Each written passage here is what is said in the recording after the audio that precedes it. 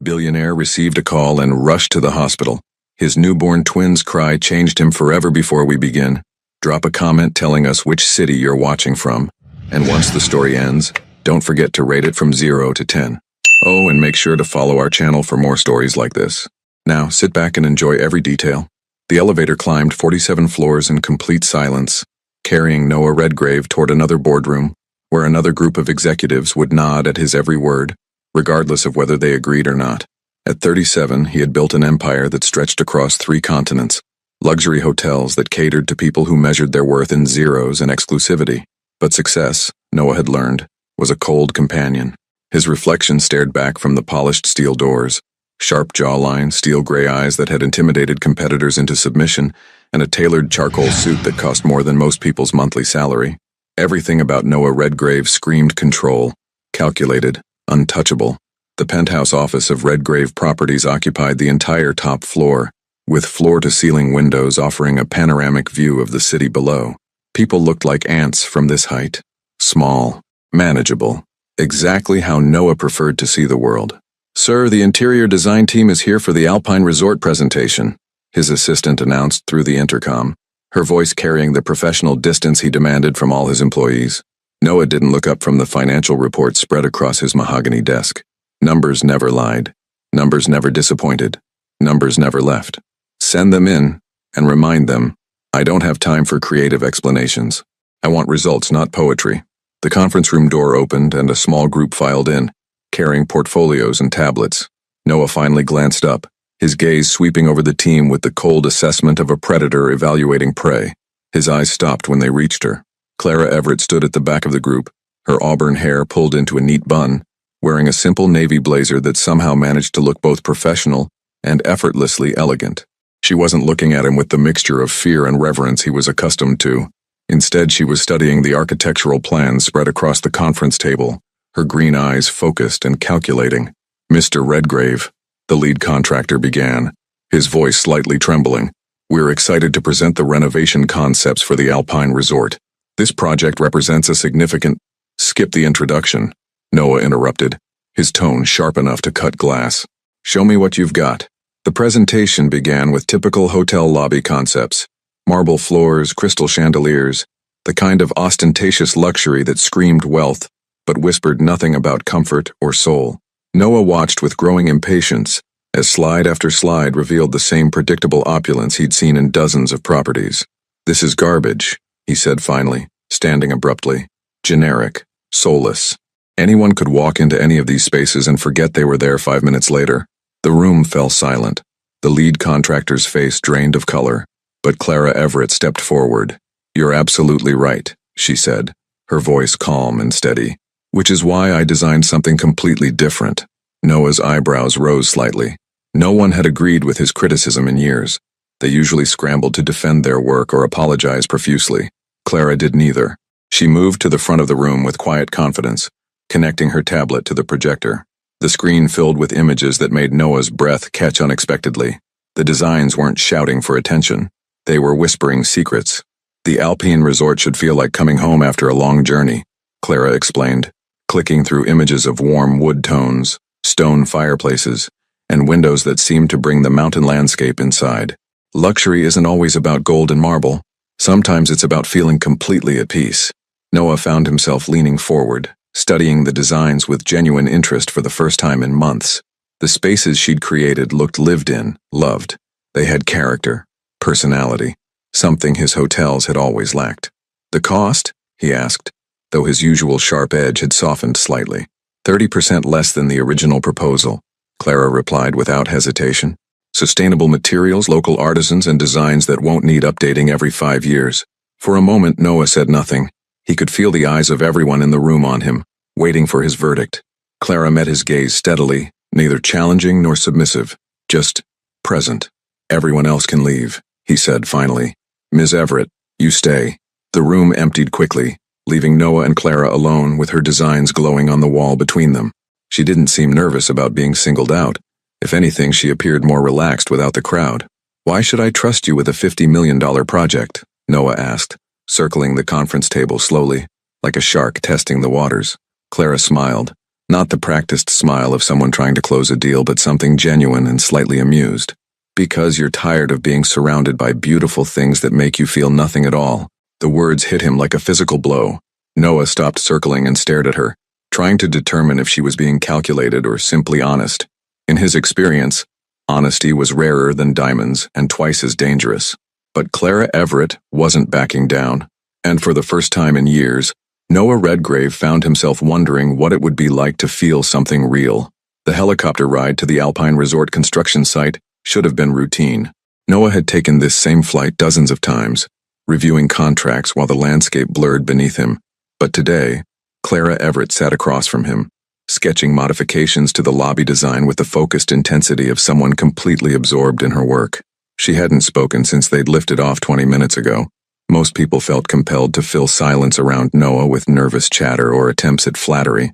Clara seemed perfectly content to let the quiet stretch between them, broken only by the rhythmic thump of rotor blades. "You're not impressed by helicopters," Noah observed, noting how she hadn't even glanced out the window at the sprawling mountain vista below. "I'm more interested in what we're going to build than how we get there," Clara replied without looking up from her sketchpad. "Though I have to ask, do you always travel with your architects, or am I getting special treatment?" There was something in her tone, not flirtation exactly, but a gentle teasing that no one had dared attempt with him in years. Noah found himself almost smiling before catching himself. "I don't trust people with my projects unless I can watch them work," he said, falling back on his usual businesslike demeanor. "Fair enough." Clara finally looked up, meeting his gaze directly. "But you should know, I work better when I'm not being watched like a suspect in an interrogation room." The pilot's voice crackled through their headsets, announcing their descent toward the construction site. As they landed, Noah couldn't shake the feeling that Clara Everett was unlike anyone he'd ever hired. She challenged him without being confrontational, remained calm under pressure, and seemed completely unimpressed by his wealth and power. It was unsettling and oddly refreshing. The construction site sprawled across a pristine valley, surrounded by towering pines and granite peaks. Half-finished structures rose from the ground like the bones of some massive creature, waiting to be brought to life. Clara stepped out of the helicopter and immediately began walking toward the main building, her practical boots crunching on the gravel path. "The foundation work is solid," she said, running her hand along a partially completed stone wall. "But see this? The windows are placed wrong. They're designed to show off the view, but they don't consider how the light will move through the space during different seasons." Noah watched as she pulled out a tablet, quickly sketching modifications that would reposition the windows to capture both the mountain vista and optimal natural lighting. Her hands moved with confident precision, and he found himself studying the curve of her wrist, the way she bit her lower lip when concentrating. "That would mean tearing down 3 weeks of work," he said, though his tone lacked its usual edge of displeasure. "It would mean building something people will remember for the right reasons," Clara countered. "Your call, Mr. Redgrave. Do you want fast, or do you want right?" The construction foreman, a weathered man named Dalton who'd worked on 6 of Noah's properties, approached with a clipboard full of concerns. "Mr. Redgrave, sir, we've got some issues with the timeline if we're making major changes." "Show me," Noah said, but his attention kept drifting to Clara, who had wandered toward the planned pool area and was now crouched beside what would eventually become an infinity edge, measuring angles with her hands. For the next 2 hours they walked through every section of the resort. Clara questioned everything, not in a way that challenged his authority, but with genuine curiosity about making each space better. She asked Dalton about his experience with mountain construction, consulted with the local stonemason about native materials, and even chatted with the security guard about sightlines and guest privacy. "She talks to everyone," Dalton mentioned quietly to Noah as they watched Clara discussing soil drainage with the landscaping crew. "Most architects just tell us what to do. She actually listens." As the afternoon wore on, Noah found himself relaxing in ways he hadn't in months. Clara's enthusiasm was infectious. She got excited about things like the way afternoon light would hit a reading nook, or how the sound of the nearby stream could be incorporated into the spa design. She made him see possibilities instead of just problems. "The helicopter won't be back for an hour," Noah said as they finished touring the guest quarters. "There's a diner about 10 minutes down the mountain. Decent coffee." Clara looked surprised. "Are you asking me to have coffee with you, Mr. Redgrave?" "I'm saying I need coffee, and you probably do too," Noah replied. But there was something almost hesitant in his voice, as if he wasn't quite sure himself what he was suggesting. The diner was exactly the kind of place Noah would normally avoid. Red vinyl booths, checkered floors, and a menu laminated in plastic. But Clara slid into a booth like she belonged there, ordering black coffee and apple pie from a waitress who clearly recognized her. "You've been here before," Noah observed. "I drove up last week to see the site," Clara said. "Mabel makes the best pie in 3 counties. You should try some." "I don't eat sugar." "Of course you don't." Clara's smile was gentle, not mocking. "Let me guess. You have a personal trainer, a nutritionist, and a very rigid schedule that doesn't allow for spontaneous pie." Noah found himself oddly defensive. "Discipline is how you build an empire, and joy is how you build a life," Clara replied softly.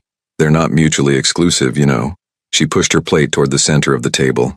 "One bite won't destroy your empire, Mr. Redgrave." For reasons he couldn't explain, Noah picked up the extra fork and took a small bite of pie. It was warm, sweet, with a hint of cinnamon that reminded him of something from long ago, maybe his grandmother's kitchen, back when he was young enough to believe in things like happiness and safety. "Good?"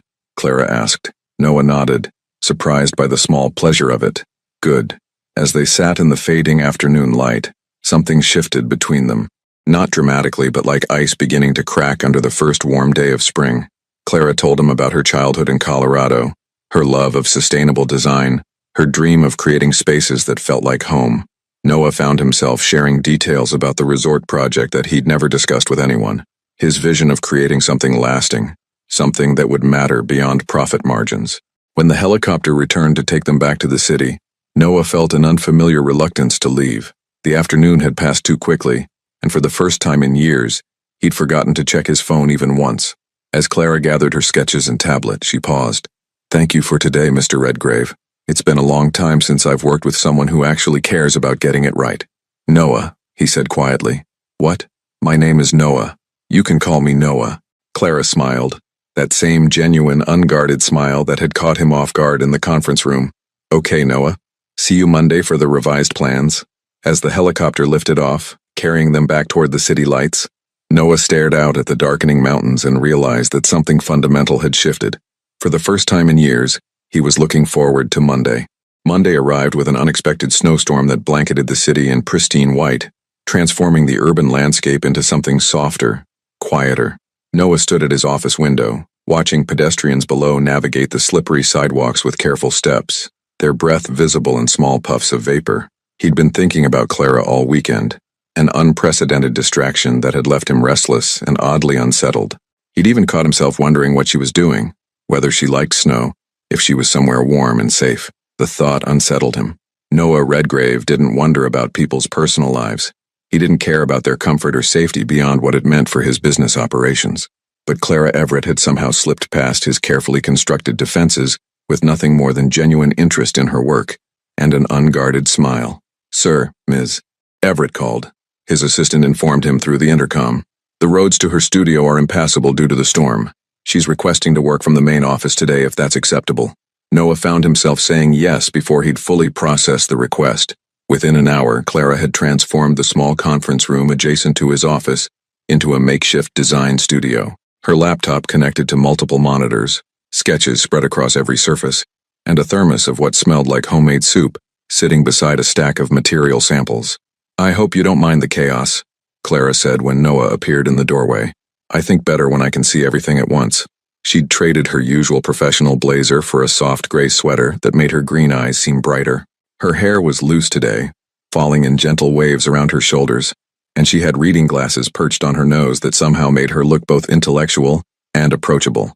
"The storm's supposed to last all day," Noah said, stepping into the room. "You could have worked from home."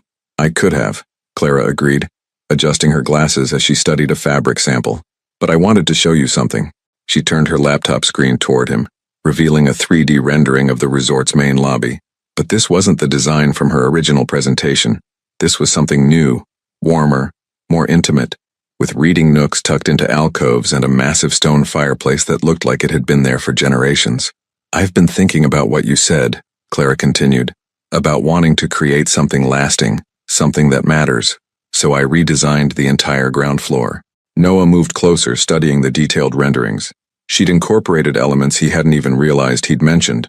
The way light fell through tall windows, the importance of spaces where people could have quiet conversations, the subtle luxury that whispered rather than shouted. "This is..." He paused, searching for words that wouldn't reveal too much. This is exactly what I had in my head, but couldn't articulate. That's my job, Clara said simply, to see what you're dreaming of and make it real. They spent the morning refining details, their conversation flowing easily between technical specifications and broader design philosophy. Noah found himself relaxing in ways that surprised him, asking questions about her process, sharing stories about other properties that had succeeded or failed. Around noon, Clara opened her thermos, and the rich aroma of homemade vegetable soup filled the room. Noah's stomach growled audibly, and Clara looked up with that gentle smile he was beginning to recognize. "When's the last time you ate something that wasn't delivered by a five-star restaurant?" she asked. "I don't remember," Noah admitted. "I made too much," Clara said, pulling a second container from her bag. "My grandmother's recipe. She always said soup was love you could taste." Noah accepted the container with unexpected gratitude. The soup was simple but perfect. Vegetables and herbs in a rich broth that tasted like comfort and care. As they ate, Clara told him about her grandmother's farmhouse in Vermont, where she'd learned to cook and garden and appreciate the value of things made by hand. "She sounds wonderful," Noah said, surprised by the wistful note in his own voice. "She was. She died when I was in college, but she taught me that the best things in life can't be bought or scheduled or controlled. They just happen when you're open to them." Noah set down his spoon, studying Clara's face. There was a sadness there, but also a warmth that seemed to radiate outward, touching everything around her. He realized he'd never met anyone who carried grief and joy with such equal grace. "I never knew my grandparents," he found himself saying. "My parents were too focused on building the business to maintain family relationships. That must have been lonely," Clara said softly. The simple statement hit him like a physical blow. Lonely. Yes, that was exactly what it had been, though he'd never allowed himself to name it. Even now, surrounded by employees and business associates and people who sought his approval, the loneliness was a constant companion. "I learned to prefer solitude," Noah said, the words coming out more defensive than he'd intended. "There's a difference between choosing solitude and having it chosen for you," Clara replied gently. "One is peaceful. The other is just empty." The afternoon passed quietly as they worked together, the storm outside creating a cocoon of intimacy that felt both foreign and surprisingly comfortable to Noah. Clara had a way of working that was both focused and relaxed. She'd sketch for an hour, then stretch and walk to the window to watch the snow, then return to her designs with fresh energy. Around 4 o'clock, Noah's assistant knocked on the door. "Sir, your 5 o'clock meeting has been canceled due to the weather. Should I reschedule?" "Cancel everything for today," Noah heard himself saying. "The roads are too dangerous for unnecessary travel." After his assistant left, Clara looked up from her laptop with raised eyebrows. "Everything? Don't you run a billion-dollar company?" "The company will survive one afternoon without me micromanaging every decision," Noah said, though he couldn't quite believe he'd said it. As the sun began to set, painting the snow-covered city in shades of gold and pink, Clara packed up her materials with careful precision. "Thank you for letting me work here today," she said, "and for sharing lunch with me. Your grandmother would have liked the soup." "How can you know that?" Noah asked.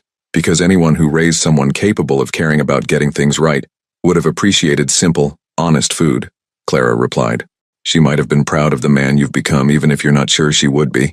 The observation was so unexpectedly perceptive that Noah felt something crack open in his chest, a vulnerability he'd spent decades learning to suppress. Clara gathered her coat and bag, pausing at the door to look back at him. "The roads should be clear by tomorrow," she said, "but if you ever want company during another storm, I make excellent soup." After she left, Noah stood alone in the conference room, surrounded by the lingering warmth of her presence. The sketches she'd left behind were beautiful, but it was more than that. For one afternoon, his carefully controlled world had felt less like a fortress and more like a home, and for the first time in years, Noah Redgrave found himself hoping for another storm. The next 3 weeks fell into a rhythm Noah had never experienced before. Clara would arrive at his office each morning with fresh ideas, and that thermos of coffee that somehow tasted better than anything his personal barista could produce. They'd review the resort plans, debate materials and layouts, and somewhere in the process, Noah would find himself looking forward to her laugh, her questions, the way she unconsciously tucked her hair behind her ear when she was thinking. It was dangerous territory, and Noah knew it. But for the first time in his adult life, he was choosing to ignore his own rules about maintaining professional distance. On a Thursday evening in late October, they were working late on the final design specifications when Clara's phone rang. She glanced at the caller ID and her face immediately shifted from focused concentration to concern. "I need to take this," she said apologetically, stepping into the hallway. Noah tried to focus on the contractor estimates spread across his desk, but Clara's voice carried through the partially open door. He wasn't trying to eavesdrop, but her tone, urgent, worried, made it impossible to ignore. "Mom, slow down. What do you mean he fell? How bad is it? I'll be there as soon as I can book a flight." When Clara returned to the office, her face was pale, and her hands were shaking slightly as she gathered her materials. "Family emergency," she said without meeting his eyes. "My father had an accident. I need to fly to Denver tonight." "How bad?" Noah asked, surprising himself with how much he cared about the answer. "Bad enough that Mom's scared," Clara replied, her voice tight with controlled emotion. "He fell off a ladder working on their roof. They think he might have internal injuries." Noah watched her fumble with her laptop bag, her usual graceful efficiency replaced by the jerky movements of someone fighting panic. Without thinking, he reached for his phone. "Janet, I need the company jet prepared for immediate departure to Denver, and call Dr. Morrison. Tell him I may need a referral to the best trauma surgeon in Colorado." Clara looked up sharply. "Noah, I can't." "Yes, you can," he said firmly. "The jet will be ready in an hour. Pack whatever you need." "I can't accept this," Clara protested. "It's too much. I barely know you and—" "Your father is hurt," Noah interrupted, his voice gentler than she'd ever heard it. "Everything else can be figured out later." The flight to Denver took 2 hours. Clara spent most of it staring out the window at the lights scattered across the landscape below, her fingers wrapped around a cup of tea that had long since gone cold. Noah worked quietly on his laptop, giving her space while remaining close enough to offer comfort if she needed it. "He taught me how to use tools when I was 8, Clara said suddenly, breaking the long silence. "Said I shouldn't have to depend on anyone to fix things that were important to me. Stubborn man probably thought he could repair that roof himself rather than hiring someone." "Sounds familiar," Noah said with a slight smile. "I once spent 3 days trying to fix my own car engine rather than admit I needed a mechanic. Did you succeed? I nearly destroyed the entire engine. Cost me twice as much to repair as it would have to just call for help in the first place." Clara managed a small laugh. "Men and their pride. It's not always about pride," Noah said quietly. "Sometimes it's about not wanting to be vulnerable, not wanting to need anyone." Something in his tone made Clara look at him more closely. In the dim cabin lighting, his usual armor of perfect composure seemed thinner somehow, more human. "Is that why you work so much?" she asked. "So you never have to need anyone?" The question hung in the air between them, more intimate than anything they'd shared before. Noah considered deflecting, giving her one of his practiced responses about dedication and responsibility. Instead, he found himself telling the truth. "My parents died when I was 22, he said. "Car accident on their way home from a business dinner. I learned that caring about people depending on them just gives life more ways to destroy you." Clara set down her tea and turned to face him fully. "I'm sorry. That must have been devastating. It was a long time ago. Grief doesn't follow schedules, Noah, especially the kind that teaches you to stop trusting life to be kind." Her understanding was so complete, so gentle, that Noah felt something inside him shift and settle, like a bone that had been broken for years finally healing properly. When they landed in Denver, Clara's mother was waiting at the hospital with red-rimmed eyes and hands that wouldn't stop moving. The surgery had gone well, she reported, but her husband would be in recovery for several hours. Noah watched Clara embrace her mother, noticing how she immediately slipped into the role of caretaker, asking practical questions about insurance and doctors, while providing the steady presence her mother clearly needed. "You should go home," Clara told him as they sat in the surgical waiting room at 2 in the morning. "You have meetings tomorrow and there's nothing you can do here." "I don't have anywhere else to be," Noah replied, and realized it was completely true. Around dawn, Clara's father was moved to a regular room, groggy but stable. Clara finally relaxed enough to fall asleep in the uncomfortable hospital chair beside his bed. Noah watched her sleep for a while, noting the way her face softened in rest, how young and vulnerable she looked. He found himself studying the curve of her cheek, the way her hair fell across her forehead, the peaceful expression that made her seem almost ethereal in the early morning light. It was then he realized that what he felt for Clara Everett had moved far beyond professional admiration or even simple attraction. When Clara woke a few hours later, she found Noah in the hallway outside her father's room, talking quietly with a tall man in scrubs. "This is Dr. Harrison," Noah said as she approached. "He's the head of orthopedic surgery here. I asked him to consult on your father's case." Dr. Harrison smiled warmly at Clara. "Your father is doing very well. The surgery was successful, and with proper rehabilitation he should make a full recovery. Mr. Redgrave has arranged for him to have a private room and access to the best physical therapy team in the state. After Dr. Harrison left, Clara stared at Noah with something between gratitude and amazement. You didn't have to do all this. Yes, I did, Noah said simply. They stood in the hospital hallway as morning light streamed through the windows, surrounded by the quiet bustle of nurses and orderlies beginning their shifts. Clara looked exhausted but relieved, and Noah felt an overwhelming urge to take care of her the way she'd been taking care of everyone else. You haven't slept, she observed. Neither have you. I'm used to it. I'm pretty sure billionaire CEOs aren't supposed to spend the night in hospital waiting rooms. I'm pretty sure a lot of things I've been doing lately aren't supposed to happen, Noah admitted. Clara looked up at him then, really looked at him, and Noah saw the moment she recognized something had changed between them. The air grew charged, intimate, as if they were the only two people in the world. Noah, she whispered. He cupped her face gently in his hands, his thumbs brushing across her cheekbones. I know this complicates everything, he said. I know we work together and this is probably a mistake and you're vulnerable right now, but… Clara rose on her tiptoes and kissed him, cutting off his careful analysis with the simple honesty of her lips against his. The kiss was soft, tentative at first, then deeper as Noah's arms came around her, pulling her close against his chest. When they broke apart, both breathing unsteadily, Clara rested her forehead against his. That wasn't a mistake, she said quietly. Complicated maybe, but not a mistake.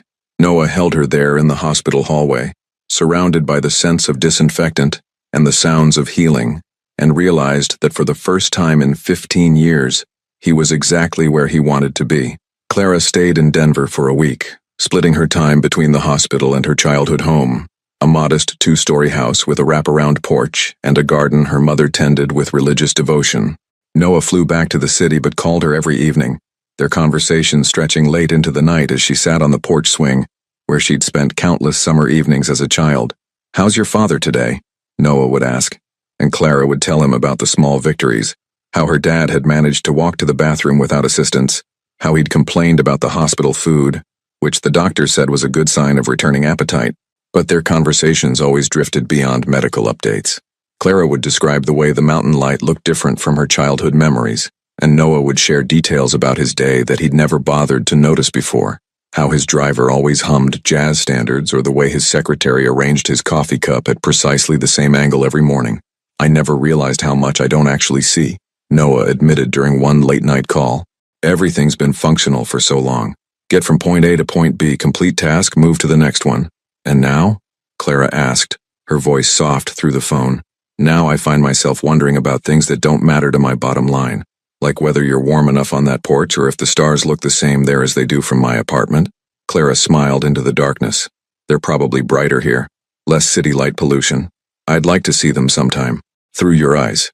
When Clara returned to the city, something fundamental had shifted between them.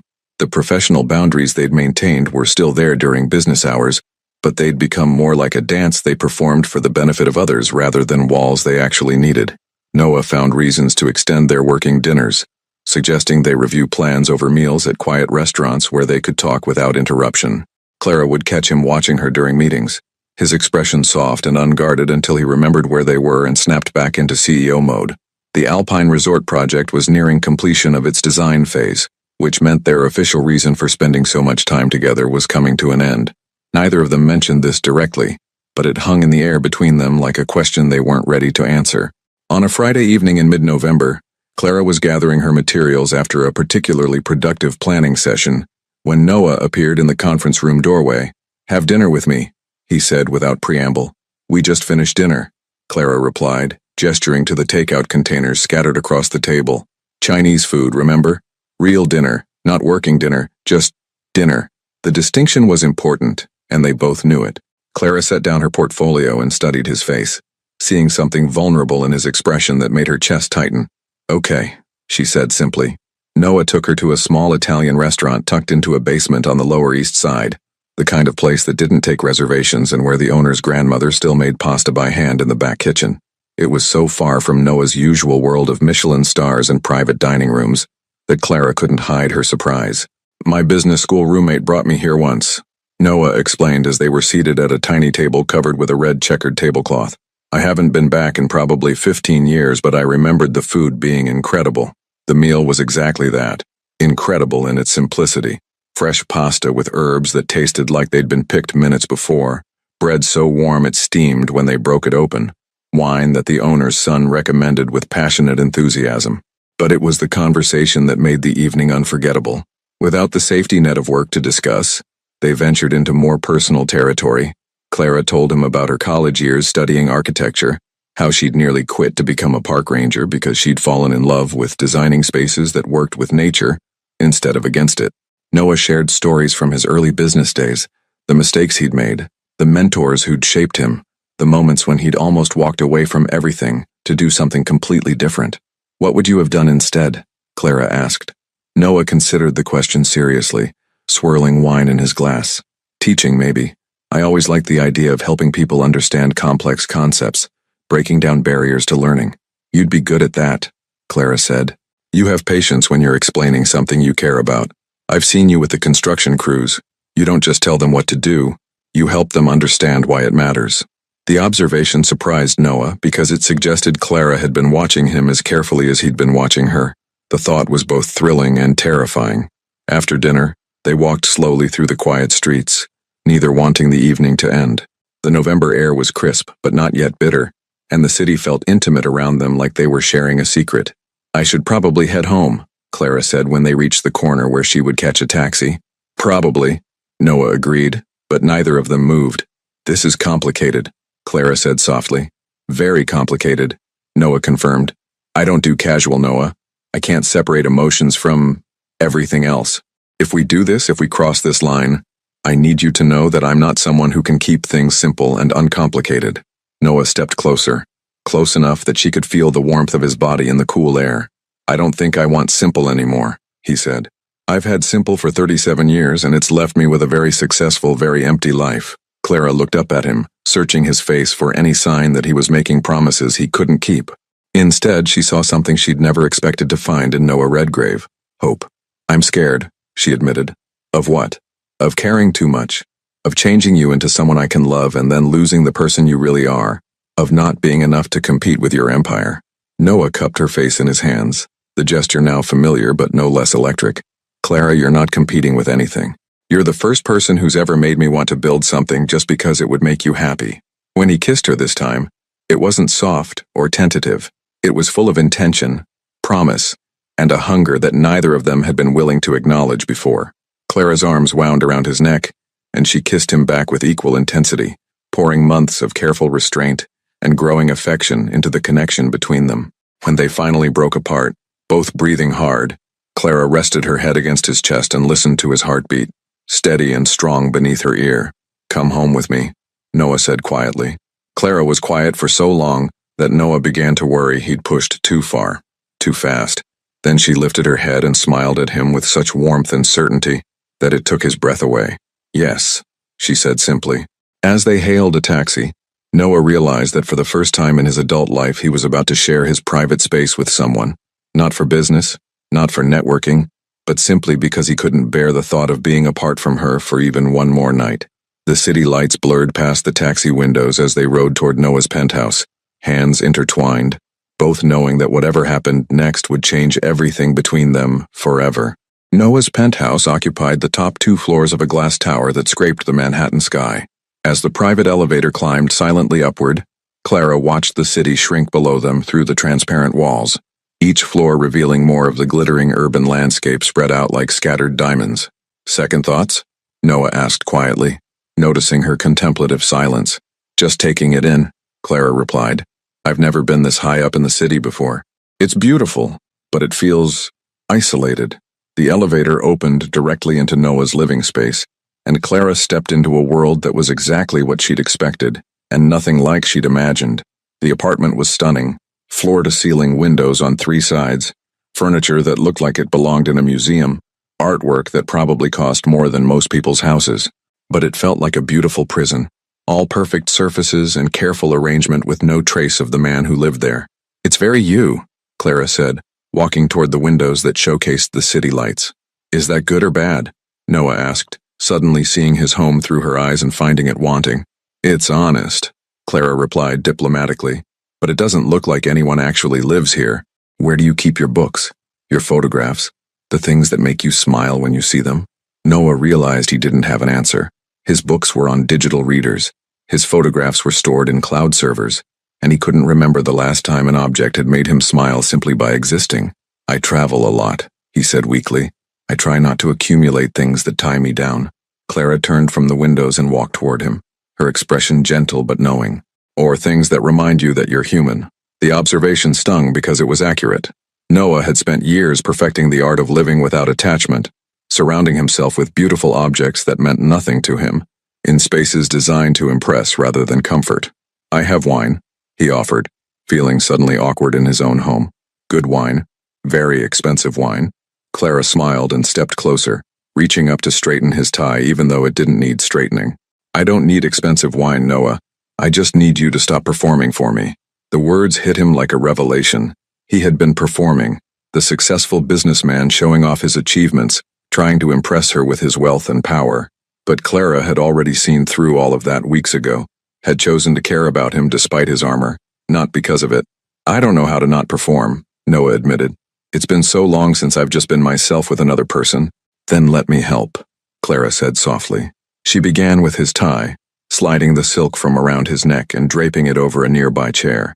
Then his suit jacket, which she removed with careful attention, her fingers brushing his shoulders and arms in ways that made his breath catch. Not seductive exactly, but intimate, personal, like she was unwrapping not just his clothes but the walls he'd built around himself. Better? She asked when he stood before her in just his white shirt and dark slacks. Getting there, Noah replied, his voice rougher than usual. They moved to the kitchen where Noah opened a bottle of wine, not his most expensive but one he'd been saving for a reason he couldn't remember. Clara explored his space with gentle curiosity, noting the single coffee cup in the sink, the expensive espresso machine that showed signs of daily use, the complete absence of anything personal or sentimental. You really do live like you're ready to disappear at any moment, she observed. Old habit, Noah said, joining her with 2 glasses of wine. My parents moved us around a lot when I was young. Business acquisitions, new markets to penetrate. I learned not to get attached to places. Or people? Noah met her eyes. Especially people. They settled on the couch facing the windows, the city sprawling endlessly below them. Clara tucked her legs under her and turned to face him, wine forgotten in her hand. Tell me something real, she said. Something you've never told anyone else. Noah studied her face in the soft lighting, noting the way her hair caught the reflections from the city below, how her eyes seemed to hold depths he could spend years exploring. I used to want to be a father, he said finally. When I was younger, before I understood how cruel the world could be, I thought I'd have a family, kids who would climb on my lap and ask me to read them stories. I even had names picked out. The admission surprised him. He hadn't thought about those dreams in years, had buried them so deep he'd almost forgotten they existed. What changed your mind? Clara asked gently. Reality. Loss. The understanding that loving people just gives life more ways to destroy you. Noah paused, swirling wine in his glass. And the fear that I'd end up like my father, too focused on building something to notice that I was missing everything that actually mattered.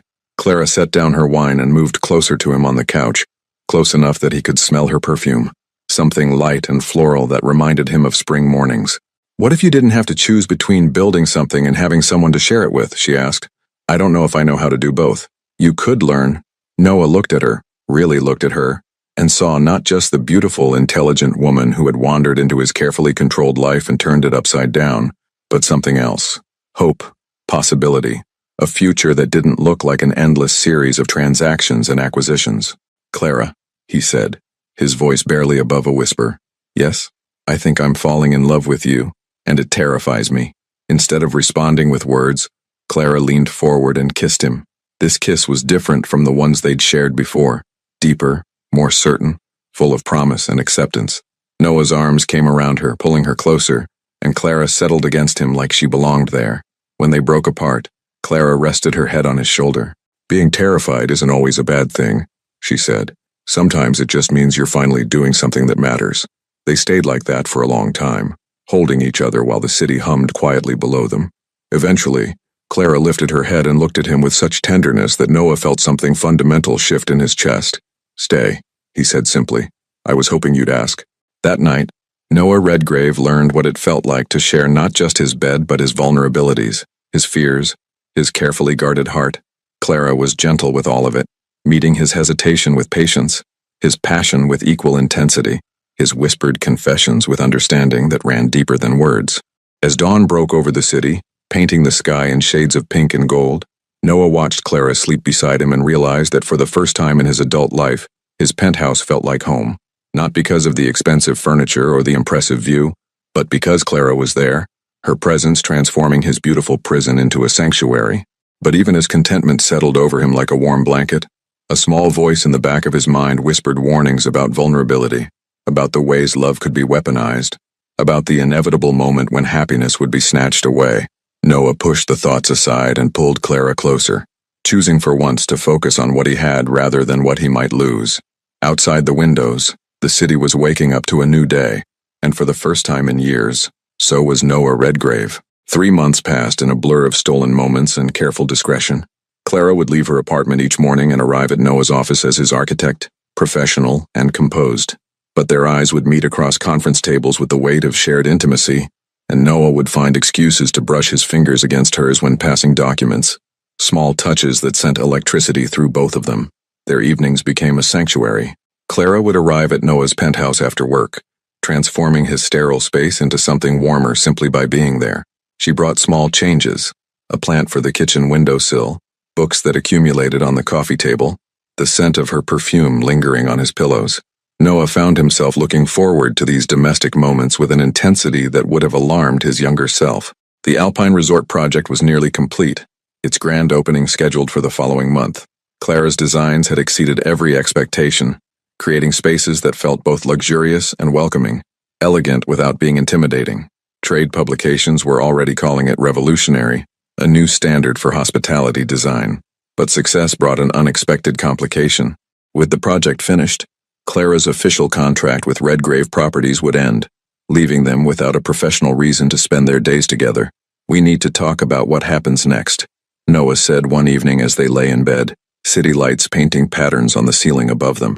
Clara turned to face him, her hair spilling across the pillow like silk. "What do you want to happen next?" It was a loaded question, and they both knew it. Noah had spent weeks avoiding this conversation, afraid to examine too closely what he was feeling, what he wanted, what he might be willing to risk. "I want you to stay," he said finally. "Not just tonight, not just until the project ends. I want you to stay." Clara smiled, but there was something tentative in her expression. "Stay how? As your secret girlfriend who visits your apartment after business hours? As your consultant who you happen to be sleeping with?" The questions hung in the air between them, exposing the fundamental issue they'd been dancing around for months. What they had was beautiful, intense, transformative, but it existed in shadows, in the margins of Noah's real life. "I don't know," Noah admitted. "I've never done this before. I don't know how to have a relationship that's public, that's real in ways people can see. But you want to try?" Noah studied her face in the dim light, memorizing the curve of her cheek, the way her eyes reflected the city lights. "Yes, I want to try." 2 weeks later, Clara discovered she was pregnant. She stared at the test for a full 5 minutes, sitting on the bathroom floor of her small apartment, waiting for the reality to sink in. 2 pink lines, unmistakable, life-changing. Her first emotion was joy, unexpected, overwhelming joy that caught her completely off guard. She'd always wanted children someday, but someday had always felt safely distant. Now it was here, real, growing inside her. Her second emotion was terror, not of motherhood but of Noah's reaction. They'd been together for only 3 months, had just begun talking about a real future together. A baby would change everything, accelerate every timeline, force decisions they weren't ready to make. Clara spent the weekend alone, walking through Central Park and trying to imagine how to tell the man she'd fallen in love with that their careful courtship had just become something much more complicated. On Monday morning, she arrived at Noah's office as usual, but couldn't concentrate on the design revisions they were supposed to review. Noah noticed immediately. He'd become attuned to her moods, her expressions, the subtle changes in her energy that others might miss. "You're somewhere else today," he observed during a quiet moment when they were alone in the conference room. "I need to tell you something," Clara said, her voice steady despite the butterflies rioting in her stomach. "Something important." Noah's expression grew serious. He closed his laptop and gave her his full attention. That focused intensity she'd come to treasure and fear in equal measure. "I'm pregnant," Clara said simply. The words landed between them like stones dropped into still water, creating ripples that spread outward in ever-widening circles. Noah's face went through a series of expressions: surprise, confusion, something that might have been panic, and finally, a careful blankness that Clara had learned to recognize as his defensive mode. "How?" he asked, then immediately looked embarrassed by the question. "The usual way," Clara replied with a small smile. "These things happen, even when you're careful."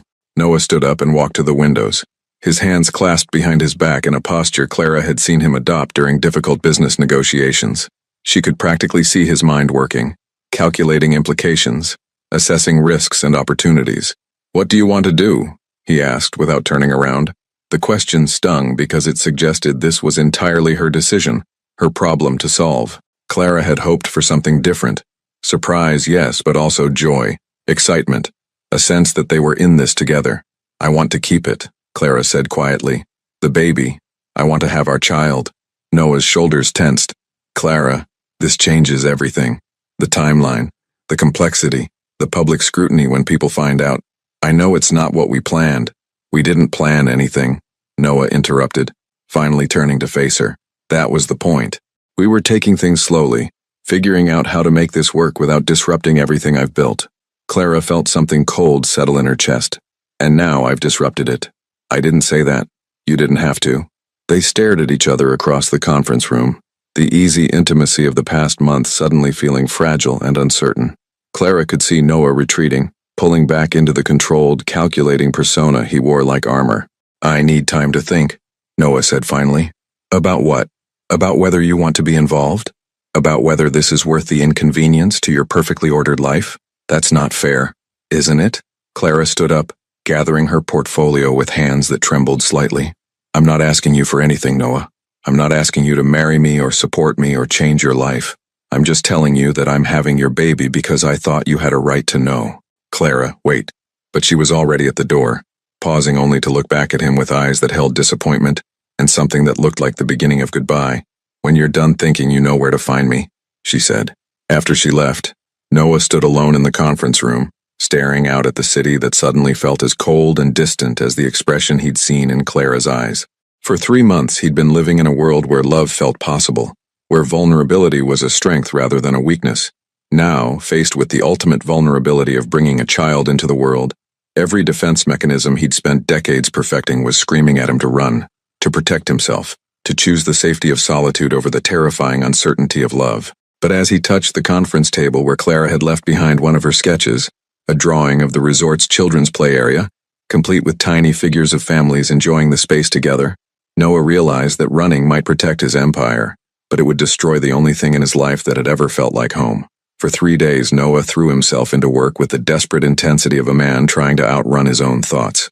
He arrived at the office before dawn and stayed until the cleaning crews finished their shifts, reviewing contracts that didn't need reviewing, calling meetings that could have been emails, doing anything to avoid the silence where Clara's words echoed endlessly. "I'm having your baby." The phrase followed him everywhere, into boardrooms where he lost his train of thought mid-presentation, onto elevators where he found himself staring at his reflection and seeing his father's face, into his penthouse where Clara's absence felt like a physical ache. His assistant had fielded a dozen calls from Clara's office, each one asking if Mr. Redgrave was available for a brief conversation. Each time Noah had said he was busy, knowing it was cowardice but unable to face her until he'd sorted through the chaos in his head. On Thursday evening, Noah's carefully constructed avoidance strategy crumbled when he found Clara waiting in the lobby of his building. She looked tired, her usual glow dimmed by stress and the early stages of pregnancy, but her spine was straight, and her chin raised with the quiet dignity he'd fallen in love with. "Security said you were expecting me," Clara said as Noah approached, his steps slowing when he saw her. "I wasn't. I told them I was your architect, technically still true for another week." Clara's smile held no warmth. "We need to talk, Noah. Really talk. Not through assistants and voice messages." The elevator ride to his penthouse was silent, filled with the weight of everything unsaid. Noah's apartment felt different with Clara there. Not warm and welcoming as it had for months, but cold and sterile again, as if her hurt had stripped away all the comfort her presence had brought. "Would you like something to drink?" Noah offered, falling back on formal politeness because he didn't know how else to bridge the distance between them. I'm pregnant, remember? No alcohol. No caffeine after 2 o'clock. No sushi. No soft cheese. No lunch meat. Clara's voice was matter of fact, but Noah caught the underlying message. She was already changing her life to accommodate their child, while he'd spent 3 days hiding from the reality of it. They sat on opposite ends of the couch that had once felt intimate, the space between them feeling vast as an ocean. Clara folded her hands in her lap and looked at him with the patience of someone who'd spent days preparing for this conversation. "I'm not going to pretend this isn't complicated," she began. "I know you didn't plan for this, neither did I. But I need to know where you stand because I have decisions to make about my future. Our child's future." Noah stared out at the city lights, gathering thoughts that felt scattered like puzzle pieces. "What kind of decisions? Whether to stay in New York or move back to Colorado, where I have family support. Whether to keep my apartment or look for something bigger. Whether to tell my parents that my baby's father is someone they'll never meet, or someone who wants to be involved." Each possibility felt like a blow to Noah's chest. The reality of Clara leaving, of his child growing up without him, hitting him with unexpected force. "I keep thinking about my father," Noah said finally. "How he loved my mother and me, but loved his work more. How he missed school plays and birthday dinners and bedtime stories because there was always another deal, another crisis, another opportunity that couldn't wait. You're not your father. How do you know?" Noah turned to face her, his expression raw with vulnerability he rarely allowed anyone to see. "I've spent my entire adult life becoming him, building the same empire, making the same choices, prioritizing the same things." Clara leaned forward, her green eyes intense with conviction. "Because your father never sat in his living room terrified that he might hurt the people he loved. Your father never questioned whether his priorities were wrong. You're having this crisis because you care more than you want to admit." Noah felt something crack open in his chest. Not breaking, but yielding like ice beginning to thaw. "I'm scared, Clara. I'm scared that I'll love you and this baby so much that I'll lose everything else. And I'm scared that I won't be able to love you enough, that my fear will destroy what we have before I figure out how to choose both." "Both what?" "Both you and the life I've built. The empire and the family. The control and the vulnerability." Clara was quiet for a long moment, studying his face in the soft lighting. When she spoke, her voice was gentle but firm. "I can't make that choice for you, Noah. I can tell you that I love you, that I believe you're capable of being the man and father you want to be. But I can't want it more than you do." Noah reached for her hand, relieved when she didn't pull away. Her skin was warm, her fingers steady and sure in a way that made him feel anchored. "What if I mess this up?" he asked. "What if I'm so busy protecting what we have that I destroy it? What if I can't give you and the baby what you deserve?" "What if you can?" Clara countered. "What if choosing love doesn't mean losing everything else? What if it means finally having something worth all the success you've built?" Noah brought her hand to his lips, pressing a soft kiss to her knuckles. "I want to try.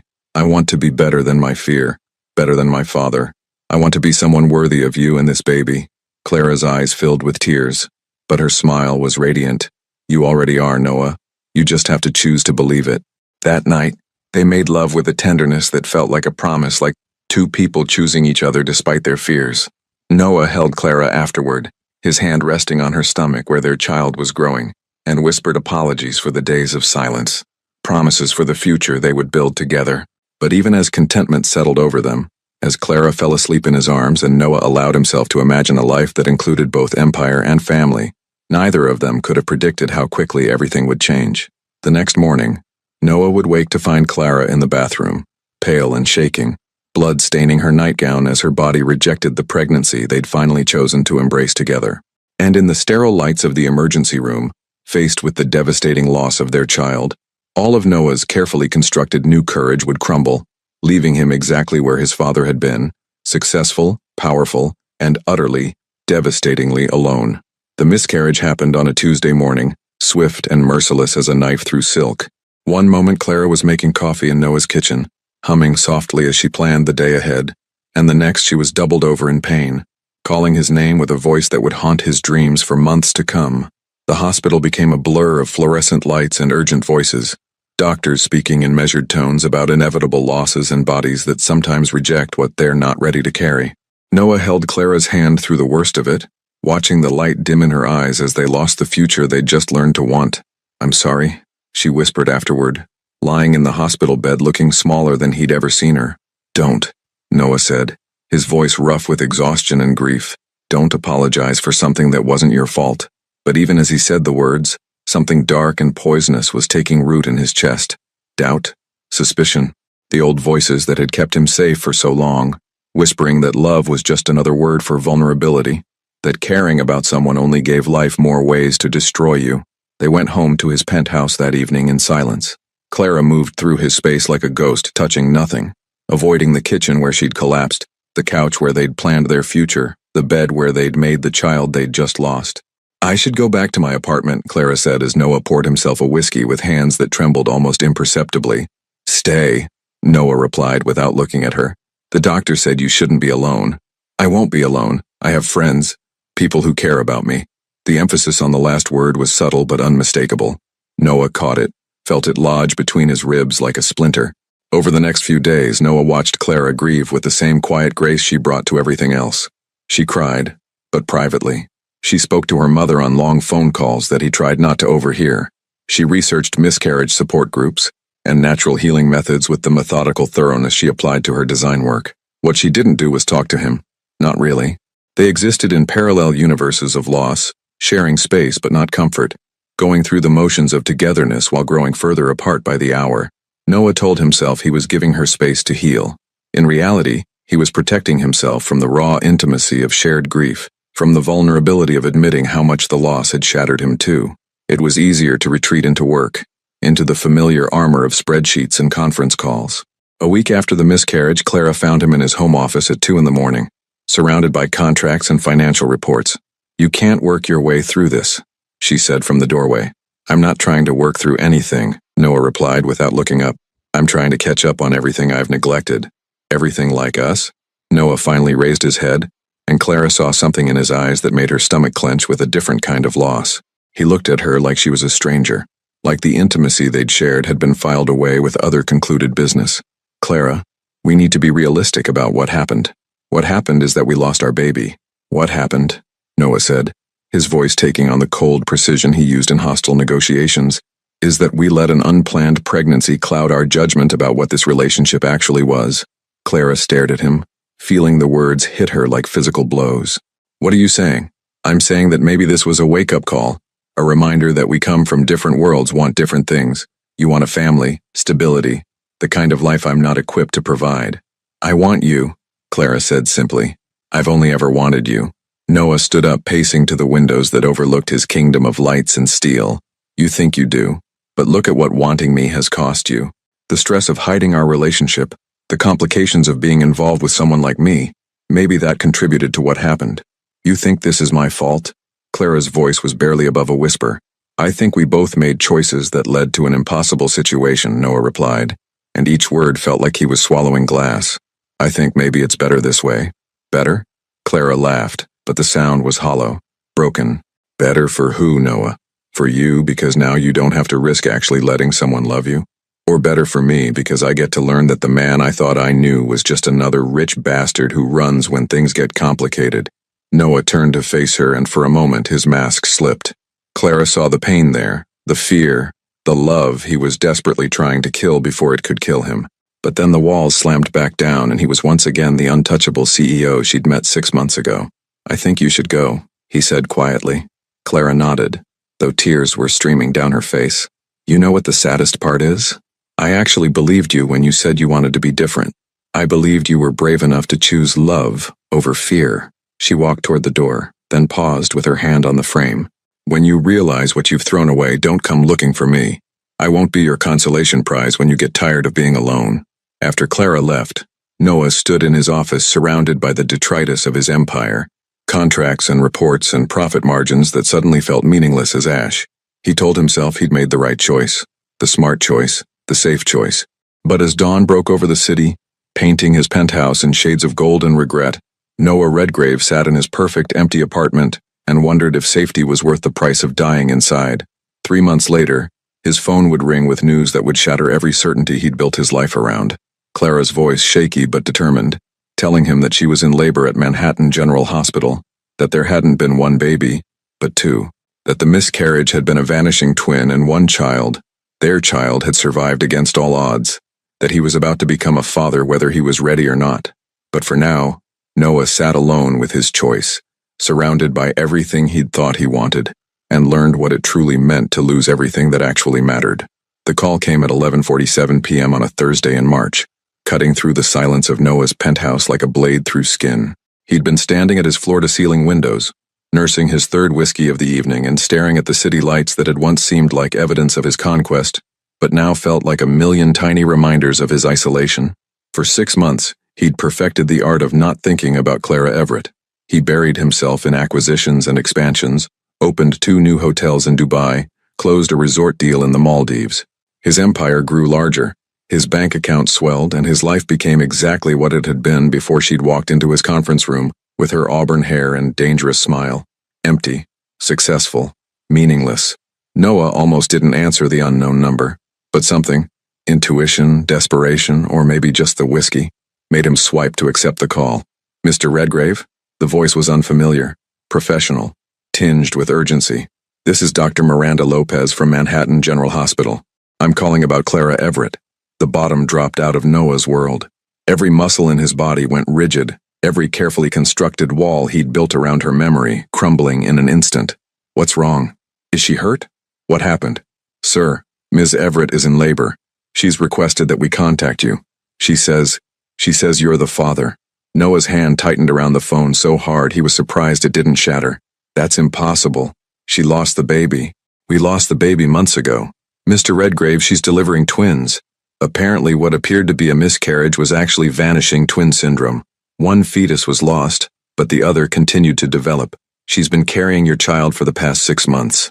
The words hit Noah like a physical blow. He sat down heavily in his chair, the glass of whiskey slipping from his nerveless fingers to shatter on the marble floor. Twins, he repeated numbly.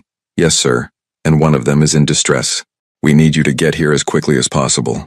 Noah was moving before he'd fully processed the doctor's words, grabbing his coat, his keys, his wallet, muscle memory taking over while his brain struggled to catch up with the impossible reality.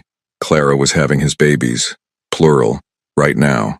The drive to the hospital passed in a blur of red lights and racing thoughts. 6 months.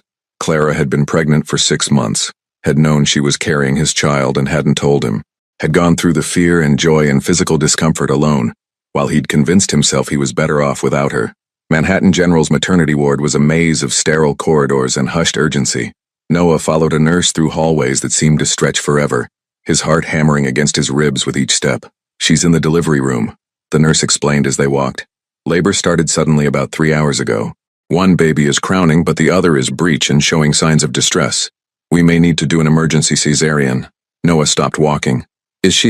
Are they going to be okay? The nurse's expression was kind, but guarded. We're doing everything we can, Mr. Redgrave, but you should know this is high risk. Multiple births always are, especially when there are complications.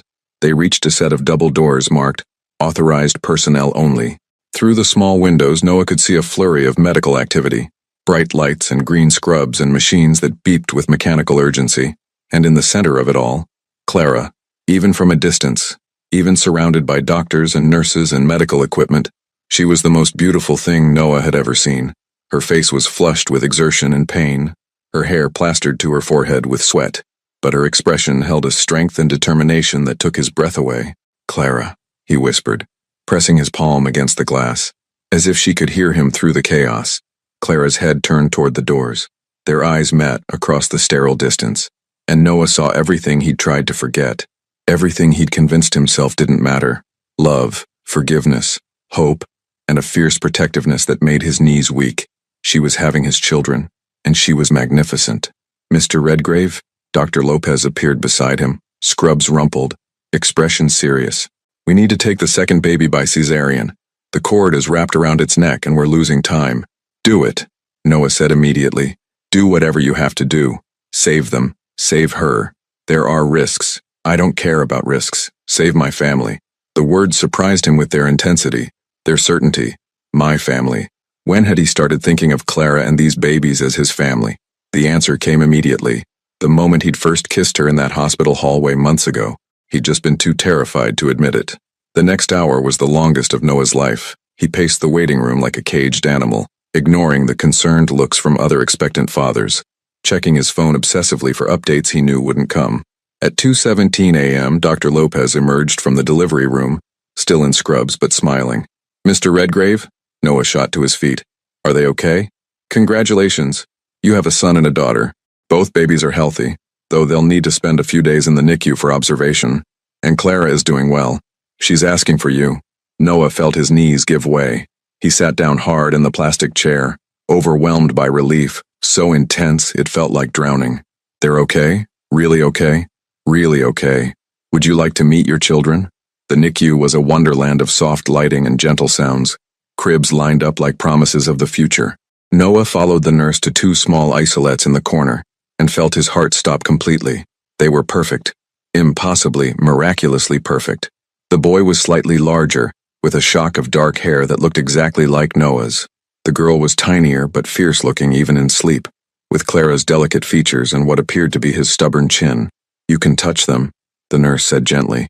They need to know you're here. Noah reached into the first isolate with hands that shook like leaves, brushing one finger along his son's tiny fist. The baby's fingers curled around his immediately, gripping with surprising strength. Hello, Noah whispered, his voice cracking. I'm your dad. I'm so sorry I wasn't here sooner. The baby boy's eyes opened, gray-blue like his own, and stared up at him with what looked like ancient wisdom. Noah felt something fundamental shift in his chest. Every priority he'd ever had rearranging itself around this tiny person who shared his DNA, and somehow, impossibly, already owned his heart. He moved to his daughter's isolette next, marveling at her perfect miniature fingernails, the way her chest rose and fell with each precious breath. And you, he said to her, you're going to be just like your mother, aren't you? Beautiful and strong and braver than anyone has a right to be. They don't have names yet, the nurse mentioned. Clara wanted to wait for you. Noah's throat tightened. Even after everything he'd put her through, Clara had waited for him, had saved this moment, this choice, for both of them to make together. Can I see her? He asked. Clara was in a private room down the hall, propped up in bed, looking exhausted but radiant. Her face was pale, but her eyes were bright. And when Noah appeared in the doorway, her expression cycled through surprise, joy, and something that looked like forgiveness. You came, she said softly. I came as soon as I knew. Clara, Noah stopped, overwhelmed by everything he wanted to say, everything he should have said months ago. I'm so sorry. For everything. For being afraid. For pushing you away. For not being here. You're here now, Clara said simply. That's what matters. Noah approached her bed slowly, afraid she might tell him to leave, afraid this was all a dream he'd wake up from. But Clara reached for his hand, and when their fingers intertwined, it felt like coming home. They're beautiful, Noah said. Perfect. How did you do this alone? I wasn't alone, Clara replied. I had friends, family, people who cared, and I had them. She nodded toward the NICU. They kept me going when everything else felt impossible. I should have been here. I should have known, Noah. Clara squeezed his hand. You're here now. We're all here now. That's what matters.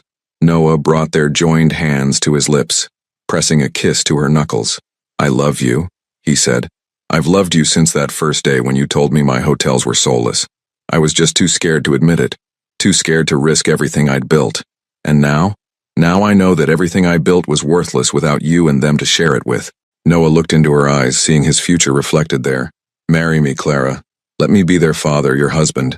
Let me spend the rest of my life making up for the months I wasted being afraid. Clara smiled, the same unguarded smile that had captured his heart in a conference room a lifetime ago. Yes, she whispered.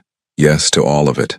Through the window of Clara's hospital room, dawn was breaking over Manhattan, painting the sky in shades of gold and possibility.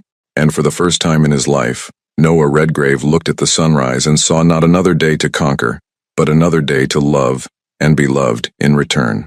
2 years later, the Alpine resort looked exactly as Clara had envisioned it 2.5 years ago.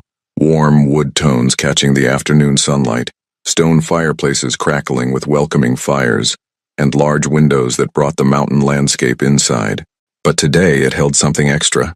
The sound of children's laughter echoing through spaces that had been designed with love and were now filled with it. Noah Redgrave stood on the resort's main terrace. His daughter Sophia balanced on his hip, while his son Alexander chased butterflies through the wildflower garden that Clara had insisted on planting, despite the landscaper's protests. At 18 months old, the twins were walking, talking, and displaying personalities as distinct as their parents had once been opposite. Sophia was the quieter one, content to observe the world with serious gray eyes that missed nothing, while Alexander was pure energy in motion, curiosity driving him to explore every corner of his expanding universe. Both of them had inherited Clara's fearless smile and Noah's stubborn determination, a combination that kept their parents exhausted and completely besotted. "Dada, down!" Sophia demanded, wiggling in his arms with increasing insistence. "Say please, sweetheart," Noah said automatically, still amazed at how naturally the gentle corrections of parenthood had come to him. "Peas down!" Noah set her on the ground, watching as she toddled toward her brother with the focused determination of someone on an important mission.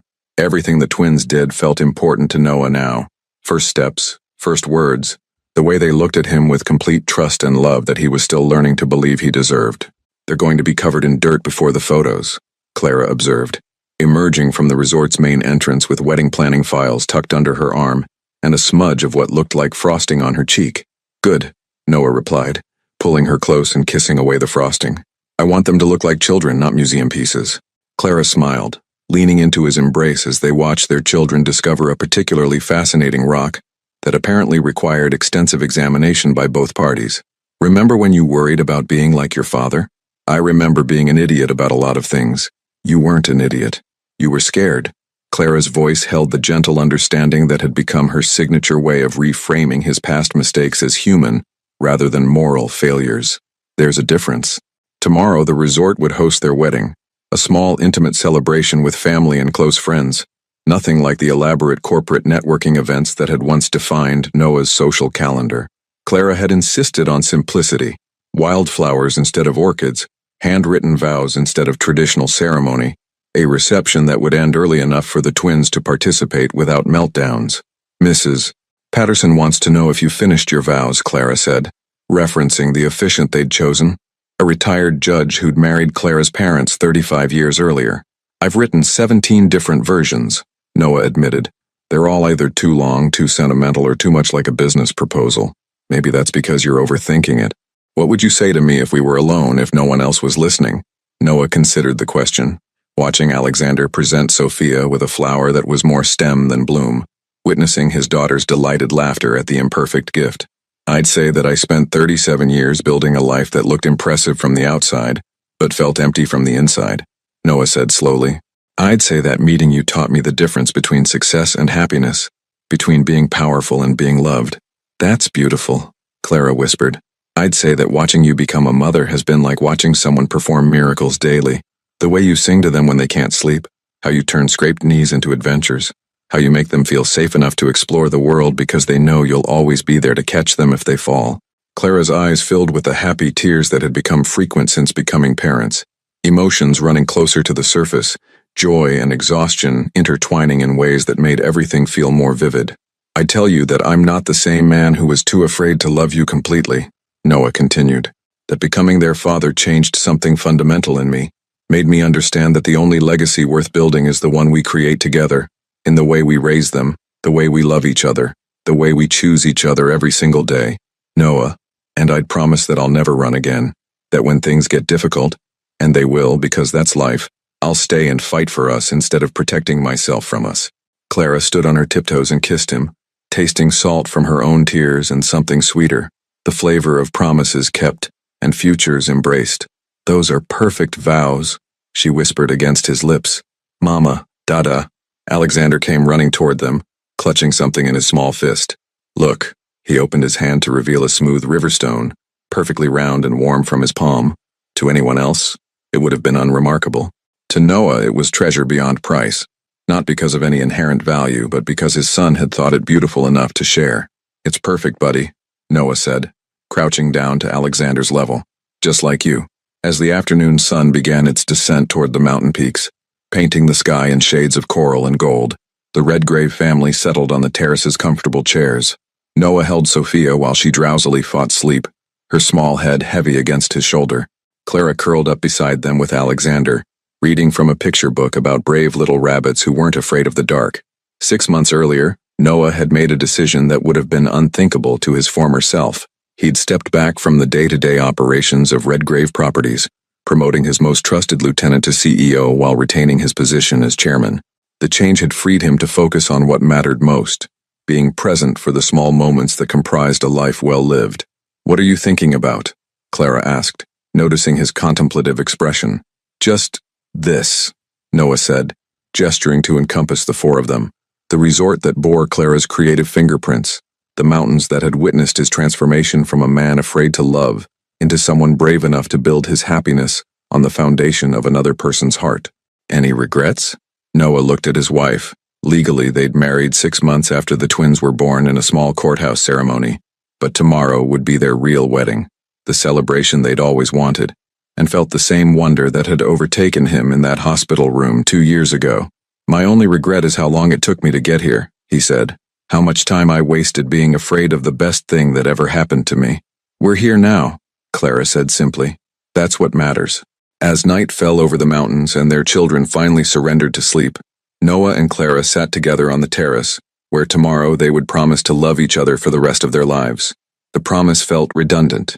They'd been living it for 2 years already, in sleepless nights with teething babies, in the way Clara had supported his evolution from workaholic to present father, in Noah's commitment to showing up fully for every milestone, every tantrum, every ordinary Tuesday that made up the extraordinary tapestry of their shared life. "I love you," Noah said into the comfortable silence, words he now spoke as easily as breathing.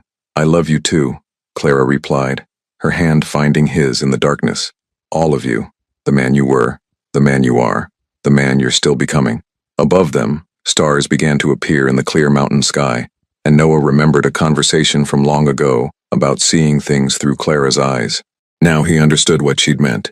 It wasn't about the stars themselves, but about having someone to point them out to, someone who made even the familiar seem miraculous. Tomorrow, they would stand before their family and friends and promise to choose each other every day for the rest of their lives. But tonight, in the quiet sanctuary of their love, surrounded by the sleeping forms of the children who had taught them that the heart's capacity for love was infinite, Noah Redgrave was already home. This wasn't a story about a billionaire who changed for love. This was the story of a man who discovered that love didn't require him to change. It simply revealed who he'd always had the courage to become. What about you? Have you ever been so afraid of losing control that you almost lost the person who mattered most? What would you have done in Noah's situation when Clara told him she was pregnant? Your participation in the channel is very important. Please leave your opinion in the comments. Thank you for watching. If you enjoyed the story, please subscribe to our channel and leave a comment below, letting us know what you thought. Your feedback and support mean a lot to us. Stay tuned for more exciting stories.